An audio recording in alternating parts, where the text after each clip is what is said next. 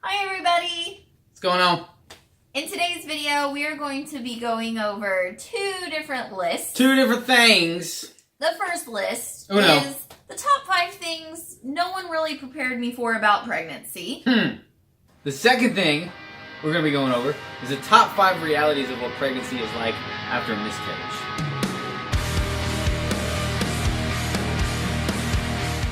Today, I'm exactly 17 weeks, 3 days. Yes!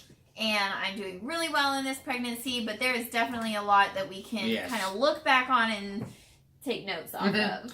But then the other big thing is that this week we find out the gender of our baby. I can't wait. No. And our dog thinks that we're doing things. Playtime. Whoosh! Come here. Come here. Come here. Okay, alright. Go over there. Alright, bye. He went. So we're going to I'll try that again.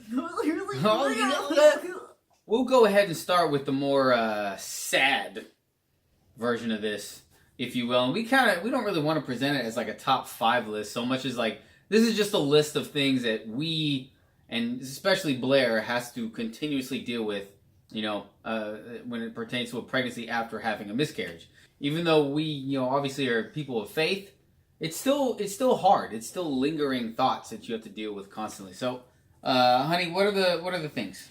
Well, for me, the reality of pregnancy after miscarriage is, like he said, it's almost like a daily battle. Mm-hmm. So my mind is trying to play tricks on me constantly, and it's just things that I daily have dealt with, whether they've gotten better as I've gotten further along, or they're still affecting me now. These are the things that have kind of affected me since losing Odette and now being pregnant with this new baby. I think people who have been in the same situation can relate, but every pregnancy is different. Every couple is different. Mm-hmm. This is just our story. So one of the first things that I've really had struggles with is anxiety and fear. Those are two things that for me personally, I have struggled with my entire life. I've always been an anxious person. I've always been afraid of things.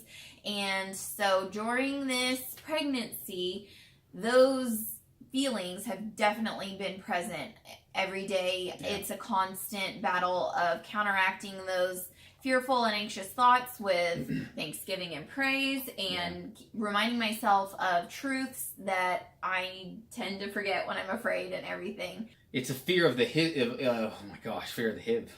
That too. Okay, so it's a fear of history repeating itself.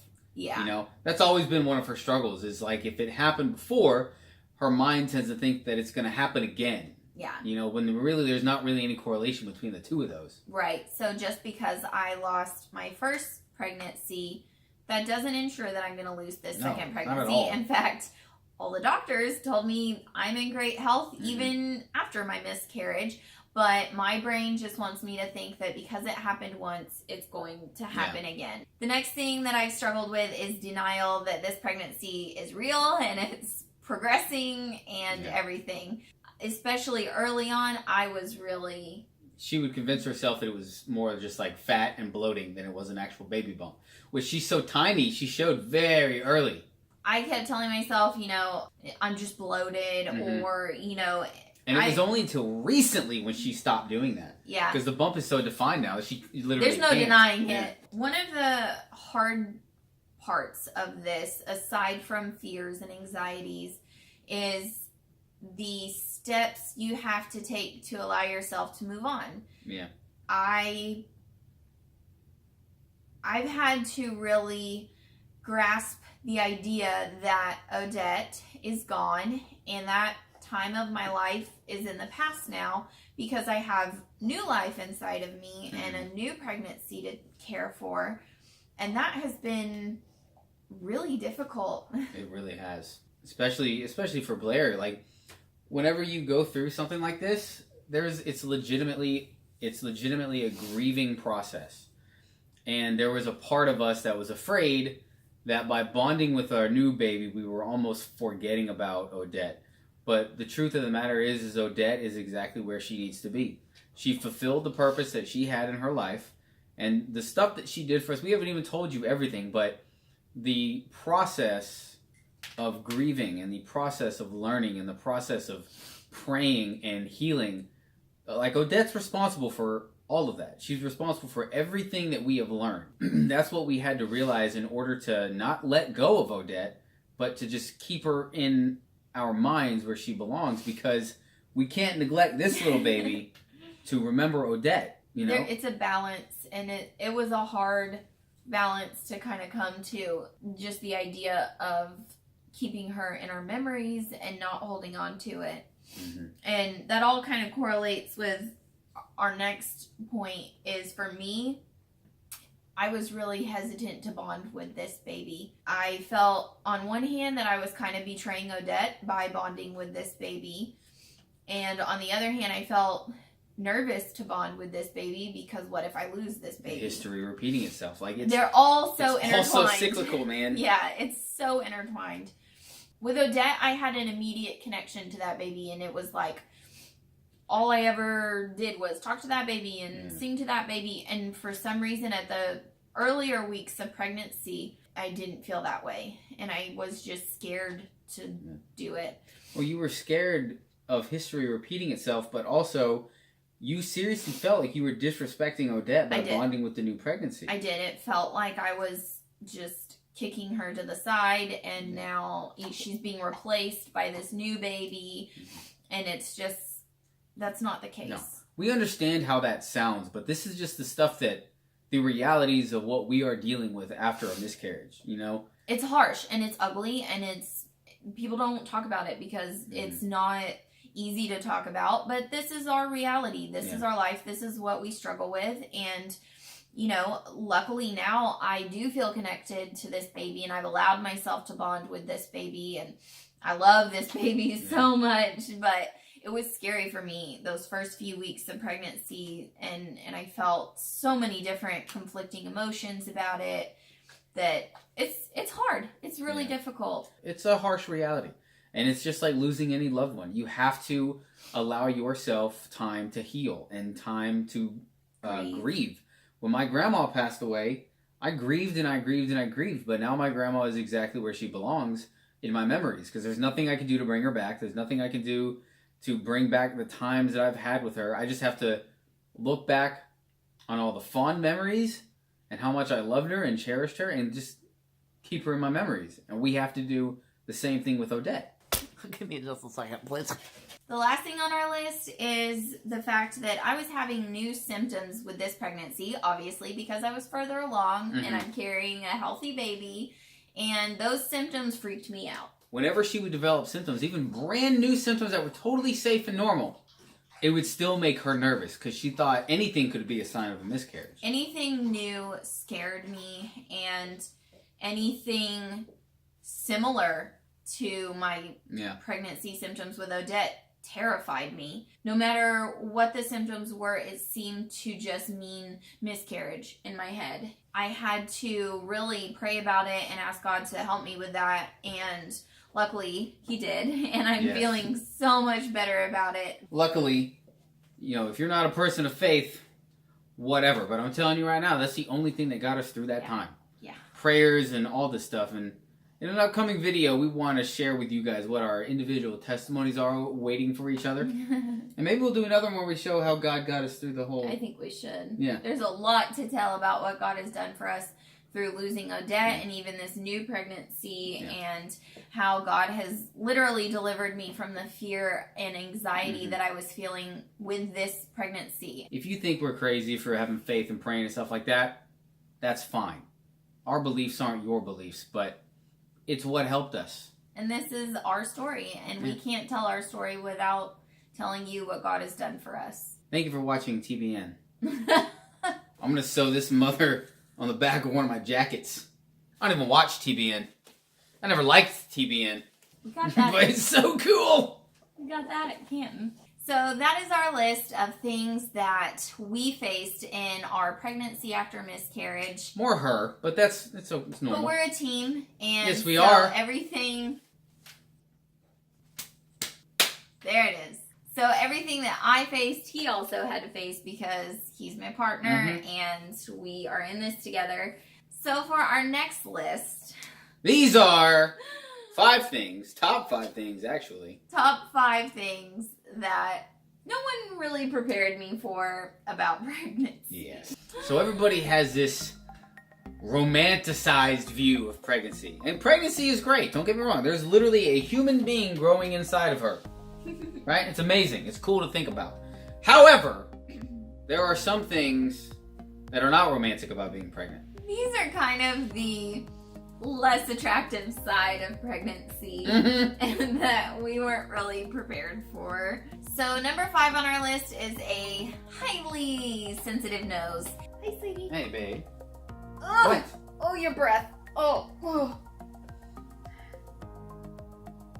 And I knew that that was a thing. You hear about that, but I did not realize the extent. Oh my gosh. Her nose picks up any and everything. It's unfortunate. Yeah. All right, number 4 on our list is extreme fatigue. She could sleep all day long if she didn't feel guilty about sleeping all day long. It's true. And doing the littlest things makes me feel exhausted. Yep.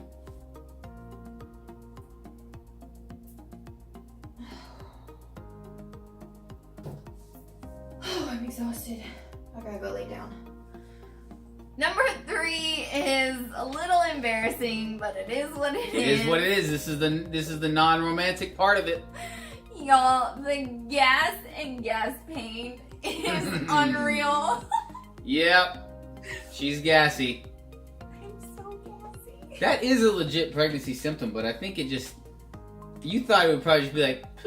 Here and there. Not like... Whoa. Ah. Oh. Hey, babe. Hey, honey. Ugh. What you watching? Oh, you gotta get out of here, man. Just lay down. Honey. Oh, God. All right, number 2 is the back pain. Holy cow. Mm-hmm. My back. Her back is always in pain. Always complaining about it. It's- Granted, she has the right to. It's so horrible. If I'm sitting, if I'm standing, if I'm laying down, all of it, it's so uncomfortable. It's brutal. Yeah.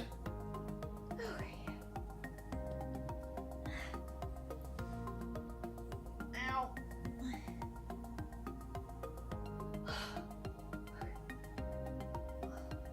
And our top, Number 1.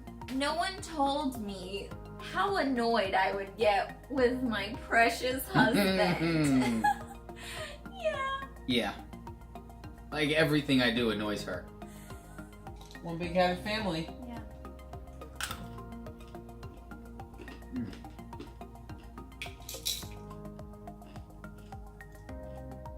Could you not?